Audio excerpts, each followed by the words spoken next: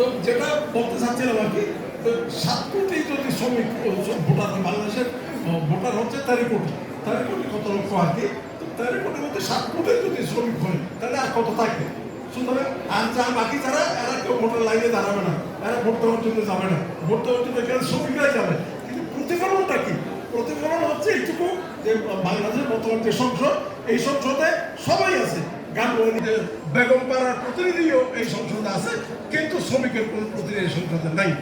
তাইলে আমাদের প্রতিফলনটা কি হবে? আমি শ্রমিক, আমি সংখ্যাগরিষ্ঠ, কিন্তু আমার কোনো প্রতিনিধি সেখানে নাই, এবং যারা যে কারণে যত আইন পাস হচ্ছে শ্রমিকের পক্ষ। বিভিন্ন সংগঠনের নেতৃবৃন্দ এবং সামনে উপবিষ্ট আমার ভাই বোনরা, আসসালামু আলাইকুম। আসলে সময় খুব স্বল্প, তাই আমি নেতাদের নাম বলি নাই, দুঃখিত। আমরা প্রতি বছর পহেলা মে দিবস আসলে শ্রমিকদেরকে নিয়ে আলোচনা পর্যালোচনা নিয়ে ব্যস্ত থাকি। সারা বছরে আমাদের শ্রমিক ভাই বোনরা তাদের ঘামের বিনিময়ে, সম্মানিত সভাপতি এবং মঞ্চ উপবিষ্ট বিভিন্ন আয়োজকরা এবং আমার সামনে উপবিষ্ট সমস্ত ট্রেডের সবাইকে জানাচ্ছি, আমি আমার পক্ষ থেকে বিলসকে ধন্যবাদ জানাচ্ছি। যেহেতু বিলস আজকে এই আয়োজনটা করেছে, আমরা সবাই কিন্তু শ্রমিক, যে সেক্টরে থাকি না কেন, সবাই সব অ্যাঙ্গেল থেকে আমরা কিন্তু সবাই শ্রমিক। কেউ শ্রমিকের মালিকের আন্ডারে আছি, কেউ সরকারের আন্ডারে আছি। তাই বলছি, আমরা সবাই আজকে ওই দিন মে দিবসে আমি উপস্থিত থেকে, সেরকম মে দিবসে আমি কিন্তু একজন পেশায় শিক্ষক ছিলাম, আমি কিন্তু সরকারের কাজ করি।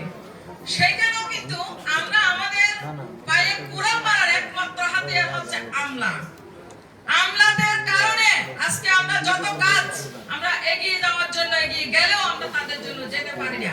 তবু বলছি, বাচ্চা যেমন কান্না না করলে মা বুকে দুধ দেয় না, ঠিক আমরাও আমাদের মাঠে থাকবো এবং আমাদের অধিকার সংগ্রাম আমরা চালিয়ে যাব। আমাদের ন্যায্য অধিকার আমরা চিনিয়ে নেবই নেব। এই আশা কয়েকবার দিয়েছেন, মানুষের আন্দোলনের কারণে জামিনের বন্ধ হয়েছে, কিন্তু শ্রমিকরা মারা গেছে, তাদের ব্যাপারে চিন্তা ভাবনা নাই, তাকে জামিন দেওয়ার ব্যাপারে চিন্তা ভাবনা সবচেয়ে বেশি।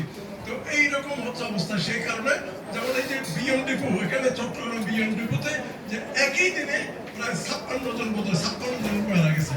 তারপর ওই যে নারায়ণগঞ্জের জুস ফ্যাক্টরিতে, সাধারণ জুস ফ্যাক্টরিতে, সেখানেও প্রায় 5-5 মজুরিরা আমাদের প্রতিষ্ঠিত করতেই হবে, নাহলে শ্রমিকের কোনো উত্তর হবে, শ্রমিকের কোনো মুক্তি হবে না।